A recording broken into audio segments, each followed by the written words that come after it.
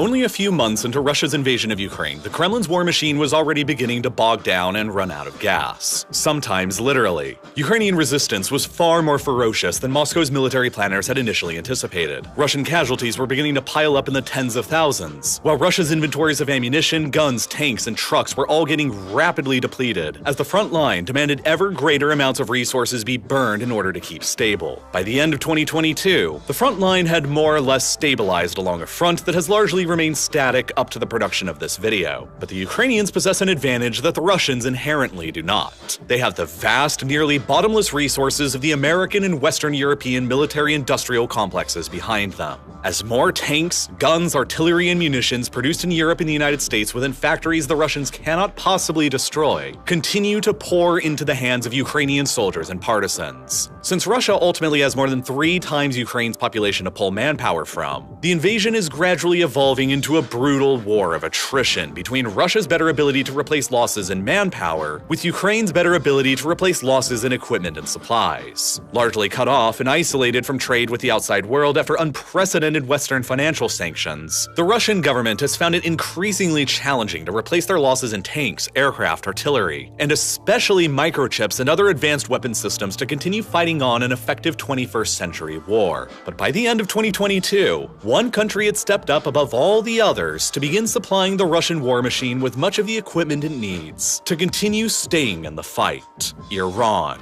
As the winter season of 2022-23 set in, hundreds of Iranian-manufactured kamikaze drones known as the Shahed-136 suddenly began appearing across the battlefield in Ukraine under Russian service. The Russians would go on to use swarms of these relatively inexpensive Iranian-made drones to help bombard Ukrainian civilian infrastructure into rubble by overwhelming their air defenses with sheer numbers. A tactic which eventually contributed to roughly half of the Ukrainian electric grid getting knocked offline in a deliberate campaign of terror. But it's not just the drones that the Iranians are actively sending to assist the Russians either. The Islamic Revolutionary Guard Corps, better known as the IRGC, is the unconventional, asymmetric, and ideological military wing of the Iranian armed forces. And by the end of 2022, they had deployed many of their own military advisors and soldiers on the ground within the Russian-occupied sections of Ukraine. And in addition to the hundreds of kamikaze drones, the Iranians have also been providing the Russians with much-needed ammunition, artillery shells, ballistic missiles, and body armor to help keep their inventory stable and to help keep them fighting on for longer.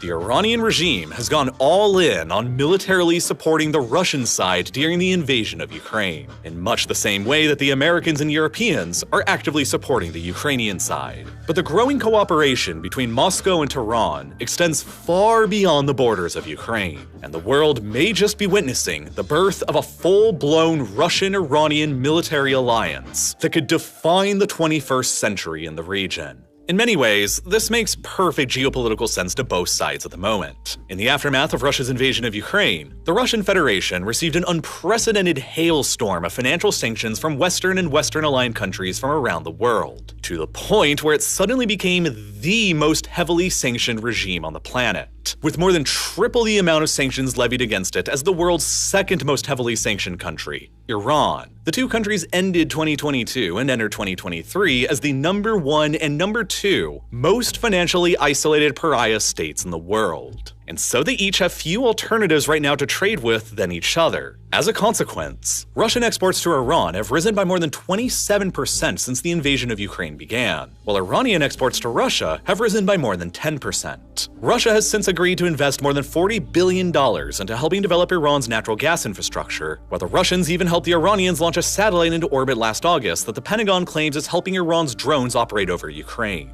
While extremely ideologically opposed at the national level, Iran and Russia also ultimately view themselves as sharing the same common enemy in the form of the United States and the collective West. Iran and Russia have for years now fought together on the same side to prop up the regime of Bashar al-Assad in Syria. And ever fearful of a potential future conflict with the United States in the Persian Gulf region, the Ukrainian battlefield grants the Iranians a valuable opportunity to test their own military hardware on the Russian side against American-supplied hardware on the Ukrainian side, so they can analyze how they stack up against each other. At the same time, Iran and Russia both complement each other militarily extremely well. The Iranians are capable of supplying the Russians with a lot of the ammunition, drones, rockets, missiles, and body armor that they need to keep fighting in Ukraine, while the Russians can and now actively are supplying the Iranians with some of their advanced fighter jets, helicopters, and air defense systems like the S-300 and S-400 that the Iranians need to defend their nuclear weapons research facilities from potential Israeli or American airstrikes. There's even the potential for the Russians to one day go even further and do what was up until recently completely unthinkable: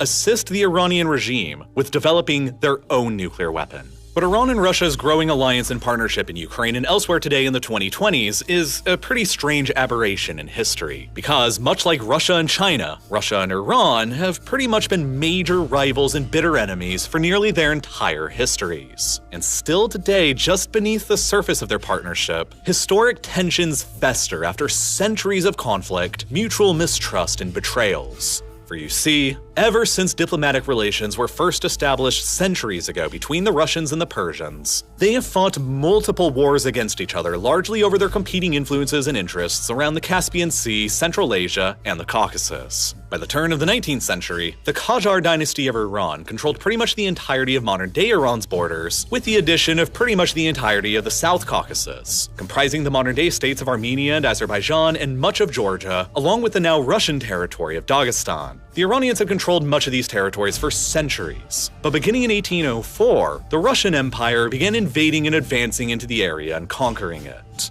In two separate treaties signed in 1813 and 1828, the Russians conquered and annexed the territories from Iran that would later make up modern-day Azerbaijan, Armenia, Georgia, and Dagestan. Territories that would remain a part of Russia and the Soviet Union for nearly the next 2 centuries until the 1990s, when the Soviet Union ultimately collapsed. But Russian influence in this formerly Iranian part of the world continues to persist. Dagestan remains a core Russian territory to this day, while South Ossetia and Georgia remains under de facto Russian military occupation, and Armenia counts itself as a member of Moscow's CSTO military alliance. And for the past 2 centuries ever since, Persian and Iranian nationalists have lamented the loss of the South Caucasus to the Russians as a national embarrassment and humiliation. But it would be far from the final time that the Russians and Iranians would come directly to blows. Across the 19th century, one of the British Empire's primary geopolitical goals was to block the Russian Empire from expanding further across Central Asia, towards British India and towards the Indian Ocean, where the Russian Navy could theoretically use newly acquired ports to challenge the existing naval supremacy of Britain within the Indian Ocean. And so, in 1907, the two colonial empires reached a compromise by effectively carving up Iran into mutual spheres of influence, with the northern half falling under Russian influence and the southeastern fourth falling under British influence, with a neutral buffer zone in between keeping them separated. Naturally, the Iranians themselves were not invited to participate in the negotiations, and their sovereignty continued to be undermined by St. Petersburg and London. During the Second World War, after Nazi Germany invaded the Soviet Union, the British and the Soviets jointly invaded Iran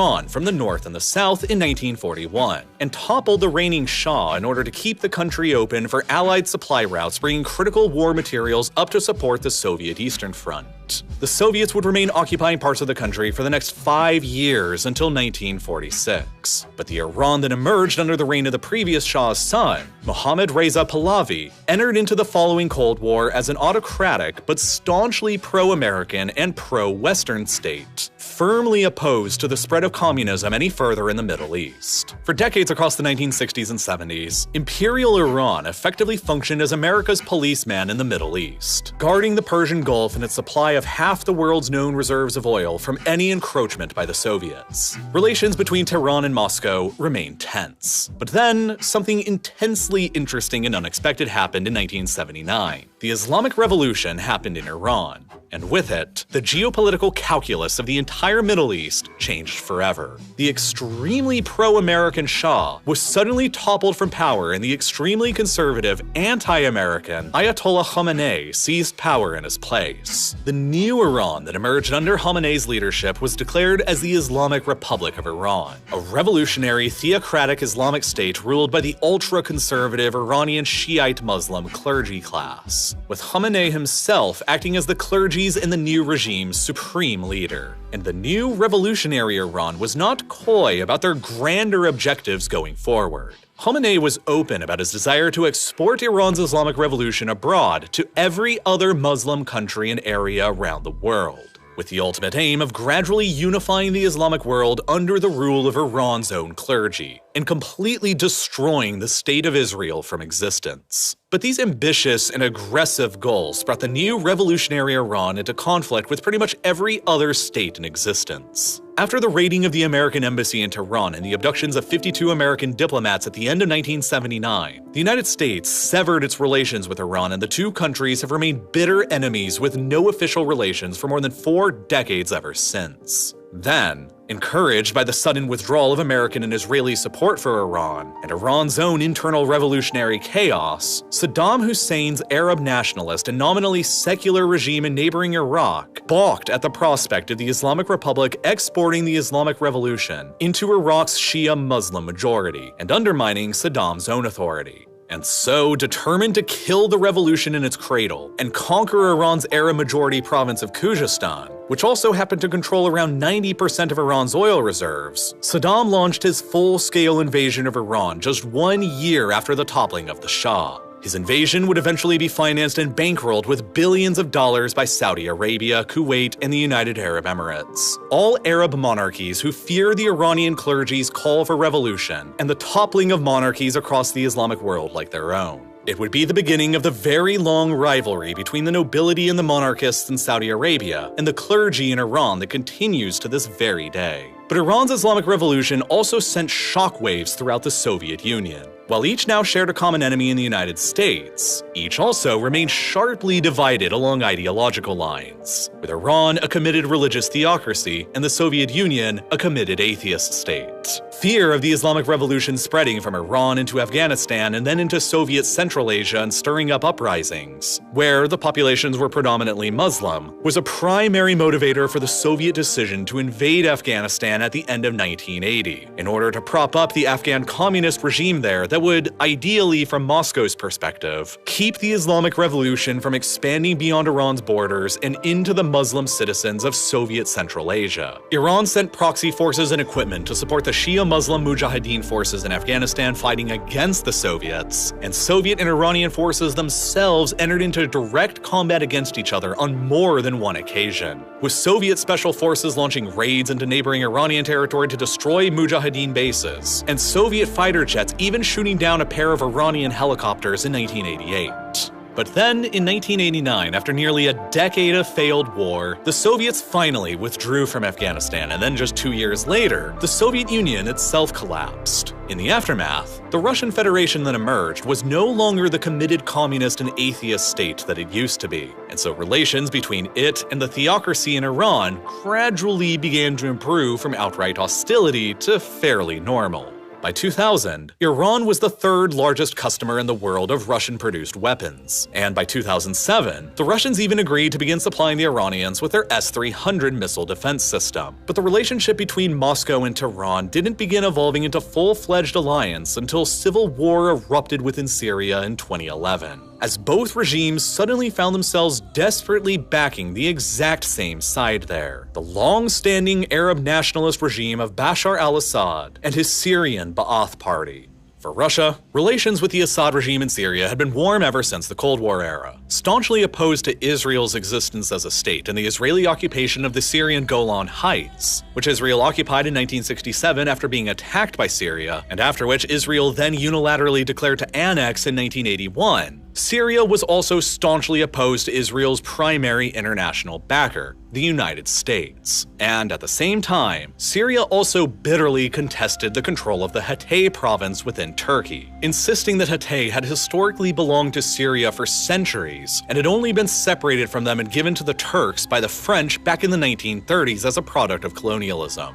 And so, naturally, with major territorial disputes with Israel, whose greatest ally was the United States, and with Turkey, who was a member of NATO, the Syrian regime aligned itself closer to the Soviet Union during the Cold War instead. In exchange for Soviet military and financial aid, the Syrians then granted the Soviets the ability to establish an overseas naval facility here at Tartus, which became the Soviet Navy's only repair and replenishment facility located anywhere on the Mediterranean coastline, which thus enabled Soviet and later Russian warships and submarines to operate freely in the Mediterranean theater without having to pass through the NATO-controlled Turkish straits back to their home ports and facilities on the Black Sea. After the Soviet Union's collapse, Russia inherited the control over the naval facilities at Tartus, and as the civil war erupted in Syria in 2011 and the Assad regime looked imminently likely to collapse, Moscow feared that whatever regime that would replace him would likely be a pro-Western one that would end up terminating their lease to the port at Tartus, which would eliminate the Russian Navy's ability to effectively operate in the Mediterranean and their ability to challenge NATO there. So, to stop that from happening, Russia deployed tens of thousands of soldiers and mercenaries to Syria beginning in 2015 in order to prop up the pro-Moscow regime, while the Russian Air Force carried out over 70,000 airstrikes against the Assad regime's various internal enemies. The results were a decisive strategic victory for the Kremlin, as Assad's territorial control over Syria was firmly expanded at the expense of the rebels. And being ever grateful for the help,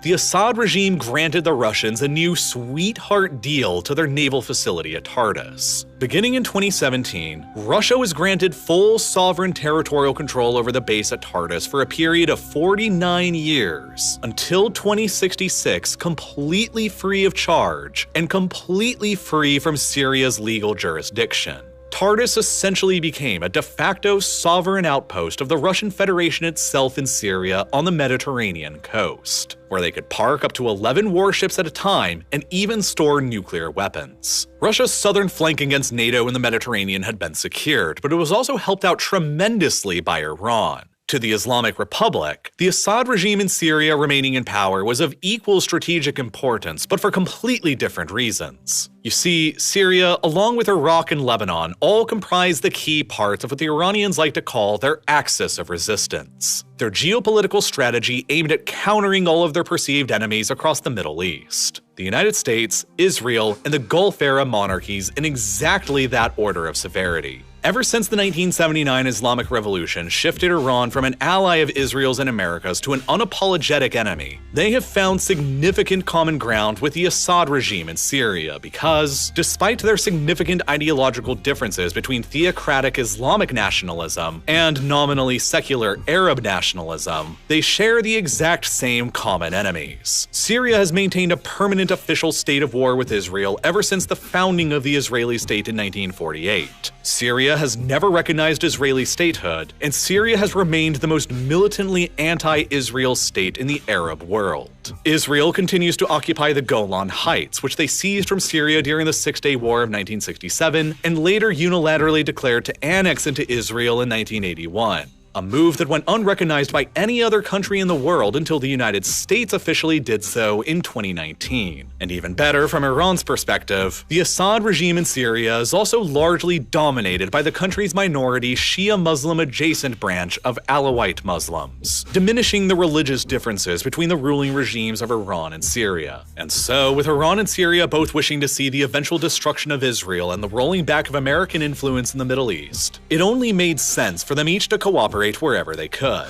But standing in between them for decades was Saddam Hussein's Ba'athist and Arab nationalist regime in Iraq, who hated both of them for different reasons. Saddam hated the Iranians because he feared their exportation of the Islamic Revolution into Iraq's majority Shia Muslim population. And he hated the Syrian Ba'athist Arab nationalist government because, while they shared the same ideology and the same party, Saddam felt that he should be the senior leader and that Syria's Ba'athist party should have subordinated itself beneath his own authority, which the Assad regime was unwilling to do. For decades, Saddam's Iraq was often viewed as the Arab world's bulwark against the Persians in Iran and their radical Islamic revolution spreading any further into the Arab world. But after Saddam suddenly invaded and conquered Kuwait in 1990 to seize their oil assets, and then began preparing for a further invasion into Saudi Arabia to seize their oil assets, the mood of the rest of the Arabs and the United States shifted sharply against him. The United States intervened in the Gulf War of 1991 in order to prevent Saddam from dominating the world's supply of oil around the Persian Gulf, and then finished the job in 2003 by invading Iraq itself and overthrowing him, and then later executing him, under dubious accusations of his possession of weapons of mass destruction. But in doing so, the United States generated a power vacuum within Iraq between the majority Shia Arabs of the south, where most of Iraq's oil is, the minority Sunni Arabs of the center, where there basically isn't any oil, and the minority Sunni Kurds of the north, where there's also oil.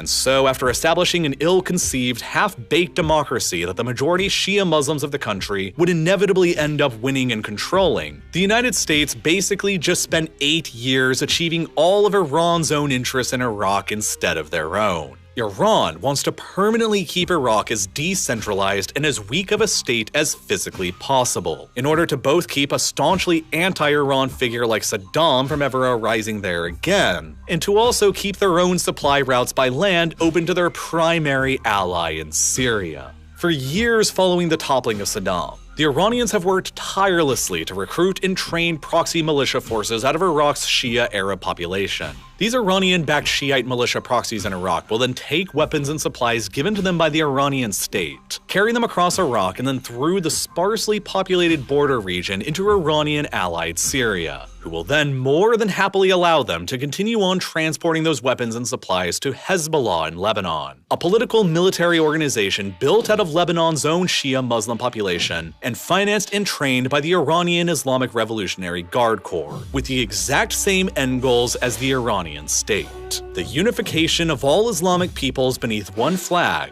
the expulsion of Western powers viewed as imperialists and colonialists from the Middle East, and the complete destruction of Israel. Over time, Hezbollah gradually grew to become arguably even more powerful than the Lebanese state itself. The organization currently has more and better armed soldiers than the actual Lebanese army does, and in 2020, a Hezbollah-dominated coalition even managed to take control over the Lebanese government. Lebanon therefore represents the first outside country that the Iranians managed to successfully export their Islamic revolution to, and Hezbollah itself remains a critical component of Iran's ability to attack Israel and project power into the eastern Mediterranean, where increasingly rich deposits of natural gas keep getting discovered within the Israeli exclusive economic maritime zone that the nearby Hezbollah can attack and harass in order to prevent the Israelis from accessing them. But the civil war in Syria threatened to destroy all of Iran's decades of efforts in Lebanon, putting Hezbollah into its position of power against Israel. Were the pro-Iranian and pro-Hezbollah Assad regime to fall from power and a pro-Western regime take its place, Iran's ability to funnel weapons and supplies by land to Hezbollah in Lebanon would be destroyed.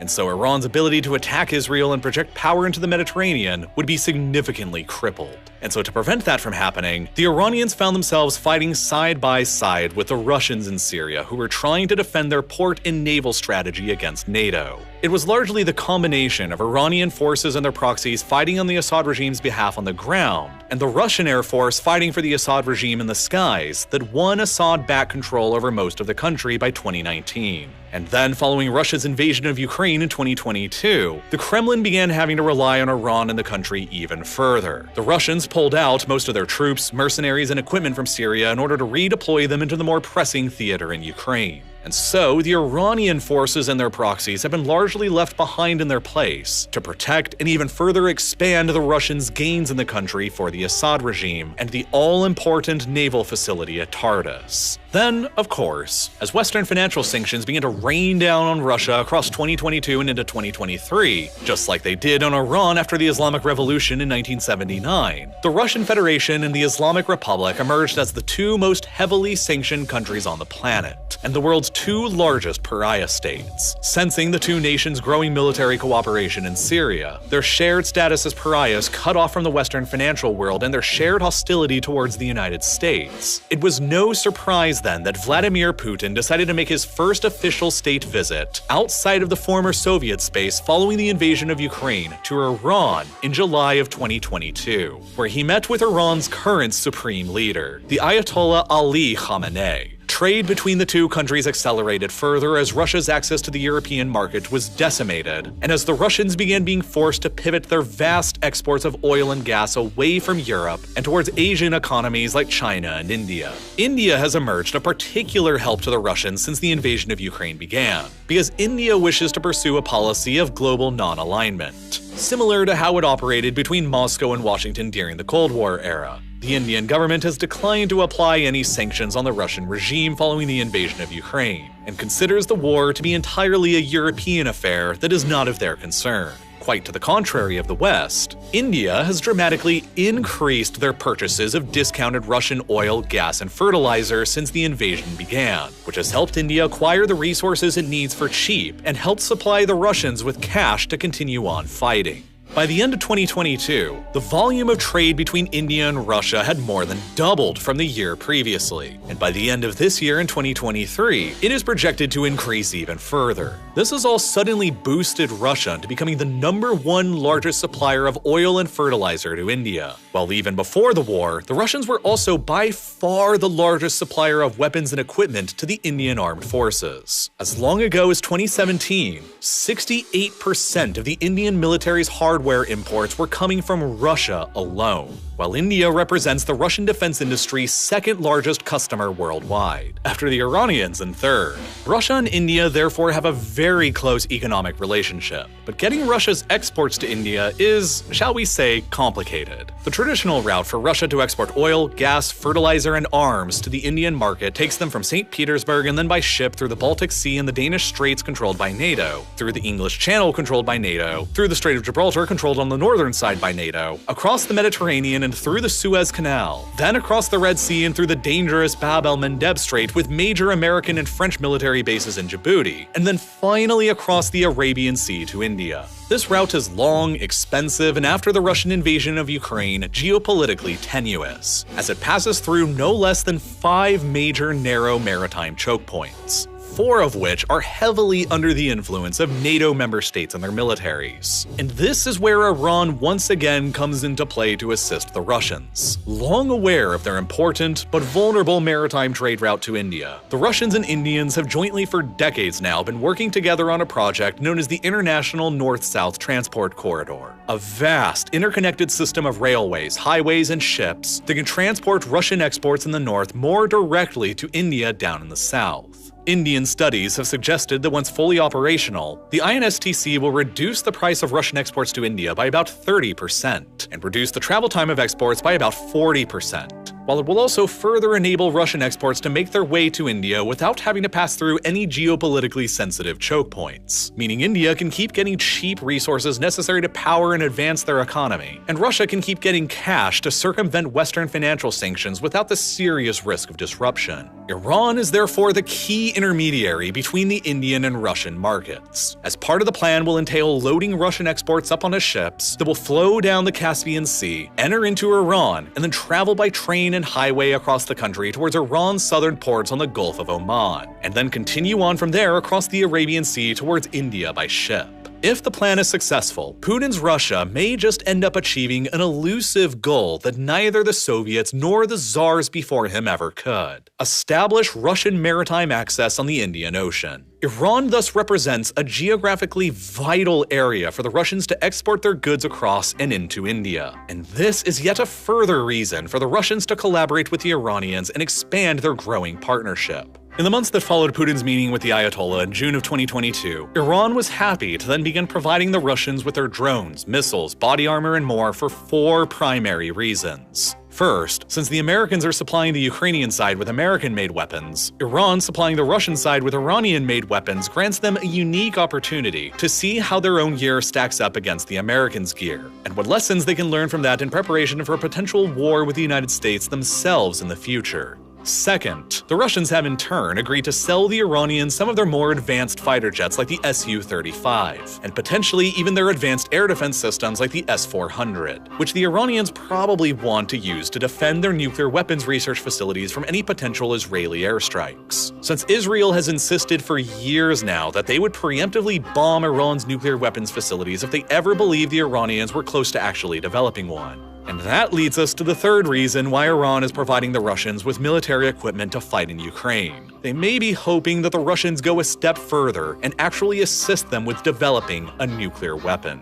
At first thought, that idea sounds completely insane. If the Russians help provide Iran with a nuclear weapon, it would immediately and unequivocally torpedo Russia's relationship with all of Iran's rivals that aren't necessarily Russia's rivals, like Israel, Saudi Arabia, and the United Arab Emirates. All three of these countries remain important financial partners of the Kremlin's because they buy a lot of Russia's weapons as well, and they have all so far stayed generally neutral in the Ukraine conflict. So alienating them by providing a nuclear bomb to Iran would probably be a bad move. Israel has repeatedly stated that Iran acquiring a nuclear weapon would be considered as a casus belli for a preemptive first strike on Iranian nuclear weapon sites that could lead to a full-fledged war exploding between Israel and Iran, while Saudi Arabia would likely immediately seek to acquire their own nuclear weapons as well in order to counter the nuclear status of their greatest rival. But if the relationship between Moscow and the West continues to get even worse, if the Ukrainians begin making even more military gains on the battlefield supplied with American arms, and begin threatening Russia's hold over Crimea and Sevastopol, the headquarters of the Russian Black Sea Fleet, then Russia may be further incentivized to take riskier asymmetric actions to distract America and the West with conflicts beyond Ukraine. Helping the Iranians suddenly acquire a nuclear weapon is precisely a way for the Russians to do this, as it would immediately trigger a conflict in the Middle East between Iran and Israel that could quickly spiral into another major war that the Americans would be forced to divert at least some, and probably most, of their military attention towards. Because unlike in Ukraine, a war between nuclear-armed Israel and nuclear-armed Iran, or a conflict between nuclear-seeking Saudi Arabia and nuclear-armed Iran across the vast oil fields of the Persian Gulf where half of the world's oil is located, are each conflicts that the American military itself would be highly likely to get directly involved in, meaning that America's current focus on Ukraine would be massively distracted. But Iran wants a nuclear weapon as well because they view acquiring them as a sort of nuclear shield from a Western military intervention. Ever since 2003, the Iranians have sat by and watched on as other non-nuclear armed pariah regimes who ran afoul of the United States, like Saddam's Iraq and Gaddafi's Libya, were easily toppled from power after vastly conventionally superior American and European armed forces intervened against them. At the same time, they have witnessed how American and Western nations have skirted around direct military interventions against pariah states who are armed with nuclear weapons, like North Korea after 2006 and Russia after their invasion of Ukraine. Nuclear weapons are the most guaranteed and tested insurance policy available to ensure that your country will not be invaded by a hostile foreign power. And even further, Iran's ability to influence events in the Middle East and pursue their ultimate foreign policy objectives have been growing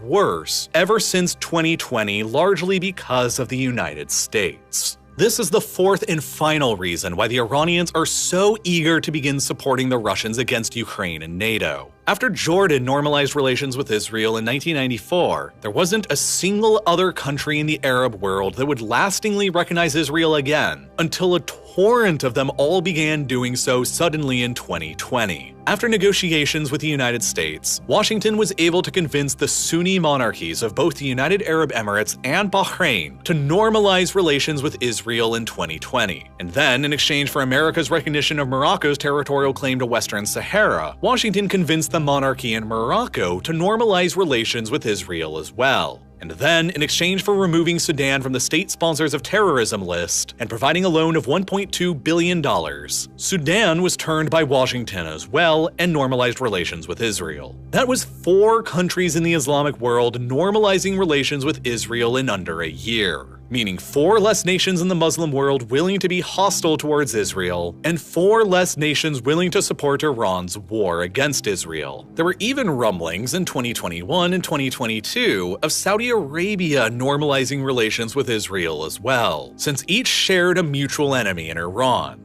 And so, recognizing that they were suddenly and rapidly losing ground in the Middle East to American and Israeli diplomacy, Iran decided to approach both Saudi Arabia and China and agree to an unprecedented deal in March of 2023. Under Chinese mediation, revolutionary Iran would finally restore diplomatic relations with its monarchist rival Saudi Arabia, after they had been severed 7 years previously back in 2016. To Iran, the deal is not a peace agreement. The regime remains militantly opposed opposed to Saudi Arabia's monarchy and its close relationship with the United States. But the deal enables Iran to accomplish three things: temporarily set aside their regional Cold War and rivalry against their perceived lesser enemy, the Saudis, and focus resources on countering their perceived greater enemies instead, the United States and Israel. Secondly, it undermines what was the increasing legitimacy of American diplomacy in the Middle East by making China appear as the great mediator and peacemaker. And thirdly, it likely stalls Saudi Arabia's and other Arab nations' willingness to normalize relations with Israel, as they no longer perceive Iran to be the major looming existential threat, meaning they also no longer view Israel as the enemy of their enemy. Despite vast differences in ideology and geopolitical goals between the regimes of Iran, Russia, and the People's Republic of China, they do all seemingly share one common belief: that the days of a unipolar world order dominated by the United States that began after the end of the Cold War in 1992 is beginning to come to an end. For its entire existence ever since the Islamic Revolution of 1979, the Iranian clergy has been determined to undermine the American-led world order wherever and whenever it possibly can, because the United States is perceived in Tehran as the ultimate force standing in the way of their ultimate foreign policy objectives, which are the unification of all Muslims worldwide beneath a single authority led by the clergy, and the destruction of Israel. Russia similarly views its war in Ukraine as a fight against NATO and the United States, as Moscow seeks to expand Russia's borders and control across the Eurasian steppe and across the former Soviet bloc that NATO has been gradually expanding into, while China similarly views the United States as the greatest force standing in the way of their ultimate foreign policy objective of finishing the Chinese Civil War once and for all by establishing the Communist Party's authority over Taiwan, and in so doing, finally reversing China's century of humiliation delivered by the Western powers. Iran will support anybody's fight anywhere in the world that they perceive to be undermining the United States' global authority and legitimacy. And for now, that biggest fight is taking place on the battlefields in Ukraine. So ultimately, despite Iran and Russia's long history of warfare, betrayals, and conflicting interests through basically all of their history up until 1992, and so long as they each continue to view the United States as their shared greater enemy, standing in the way of their very different goals around the world, the Russians and Iranians are likely to continue pushing ever closer into a relationship that more and more resembles a full-blown military alliance with every passing day. It's already been playing out in Syria for years, one of the largest, most geopolitically complex, and most horrific conflicts of the entire 21st century, that is at the epicenter of the Russian-Iranian relationship and the clash between themselves and the United States.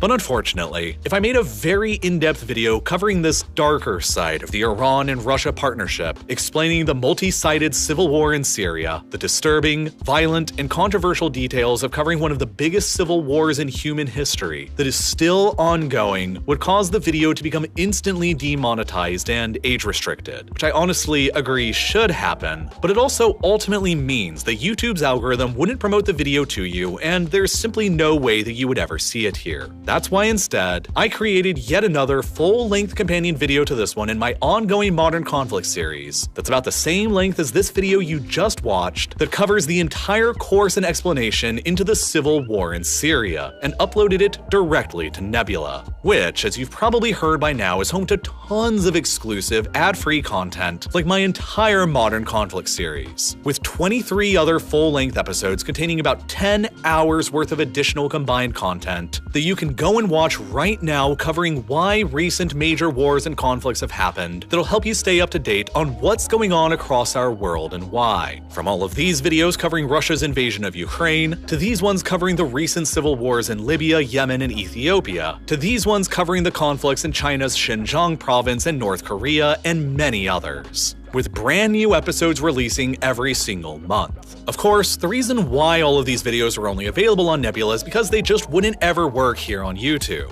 It would never be able to be viewed here because of the way this site works in relation to highly controversial and sensitive recent events. On the other hand, though, Nebula is a totally different platform without an algorithm and without any ads. It's just a platform about great and unique content made by nearly 200 other independent, thoughtful creators with plenty of other unique, exclusive bonus projects from other creators you probably already know, like Neo's Underexposure series with episodes covering events like the Bin Laden raid or the Kuwaiti oil fire set by Saddam Hussein, or City Beautiful series covering the brilliant designs of cities from all around the world. And if you sign up for Nebula using my link, you'll also get free access to all of Nebula classes, where our creators host classes on how to be, well, a creator. There's classes by Sam from Wendover Productions on persuasive communications, or by Devin from Legal Eagle on copyright laws, or by Patrick Willems on how to make a movie, and dozens of others. All of which are great for aspiring future creators or anyone who just wants a peek behind the curtain. And best of all, if you sign up by clicking the button that's here on your screen right now or by following the link down in the description, you'll receive an insane 40% discount for an annual subscription, which means it'll only cost you $250 a month for all of this awesome exclusive content from myself and hundreds of other independent creators. It's the absolute best way to help support what I'm doing here on Real Life Lore, and as always, thank you so much for watching.